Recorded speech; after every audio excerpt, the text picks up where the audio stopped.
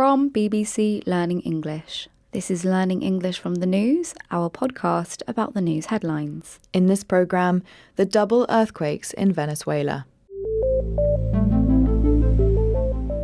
Hello, I'm Becca. And I'm Georgie. In this programme, we look at one big news story and the vocabulary in the headlines that will help you understand it.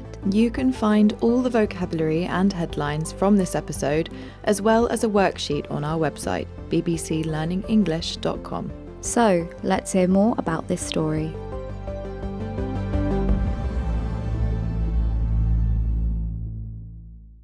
The search for survivors goes on after 2 earthquakes shook the ground of Venezuela on June the 24th. The first earthquake had a magnitude of 7.2 and the other 7.5. Yes, the earthquakes were felt within seconds of each other and caused devastation to the South American country.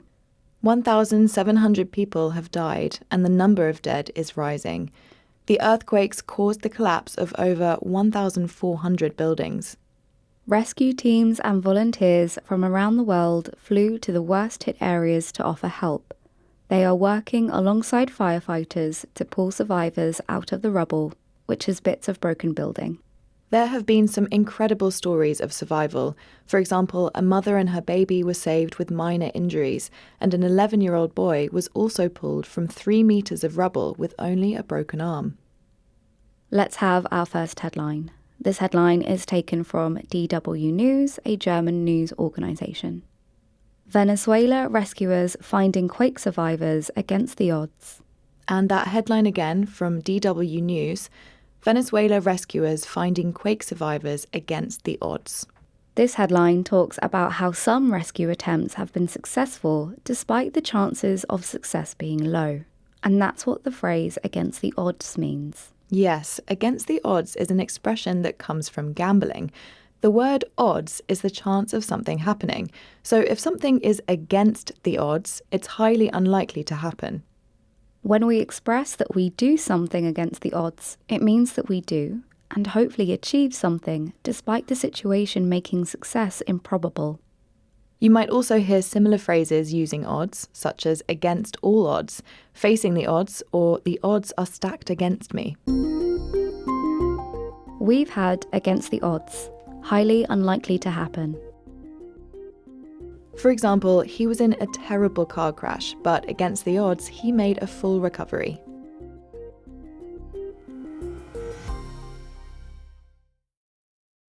This is Learning English from the News from BBC Learning English. We're talking about the response to the earthquakes in Venezuela. As the death toll rises to over 1,700, hospital morgues, these are places where bodies are temporarily stored, have become full and there's no more space for dead bodies. Many private funeral homes have offered their services for free to help deal with the lack of space in the morgues.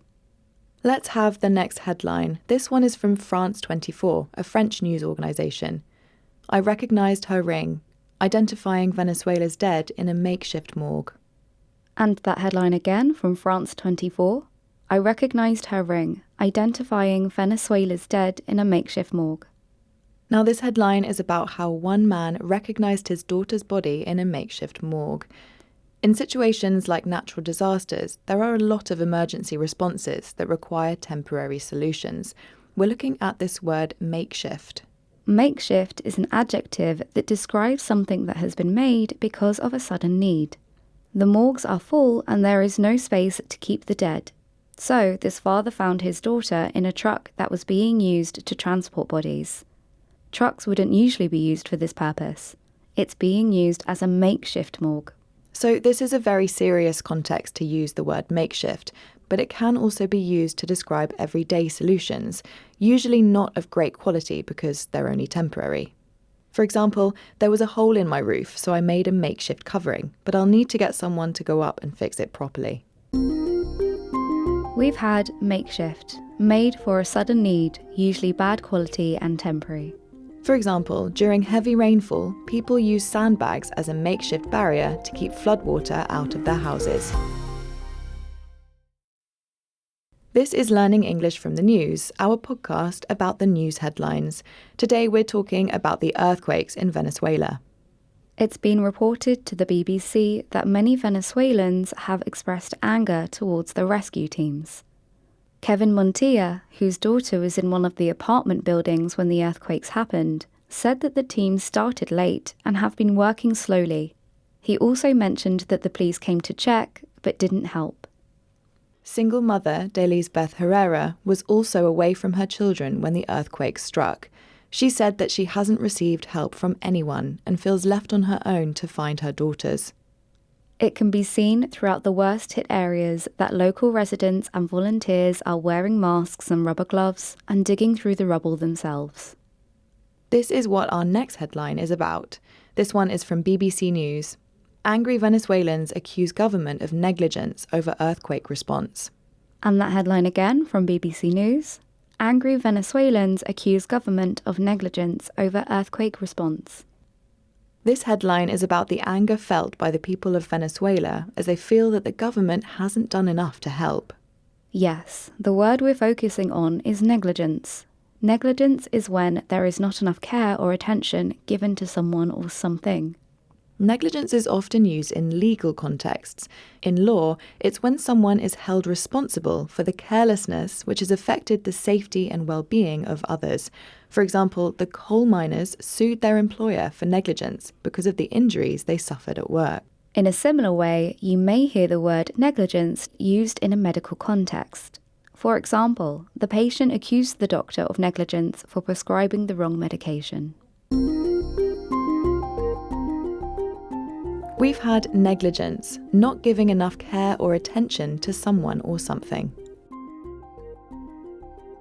For example, the teacher was found guilty of negligence after some children went missing on a school trip. That's it for this episode of Learning English from the News. We'll be back next week with another news story. If you find learning English from the news useful, follow the notes for this programme for more, or head to bbclearningenglish.com. Bye for now. Goodbye.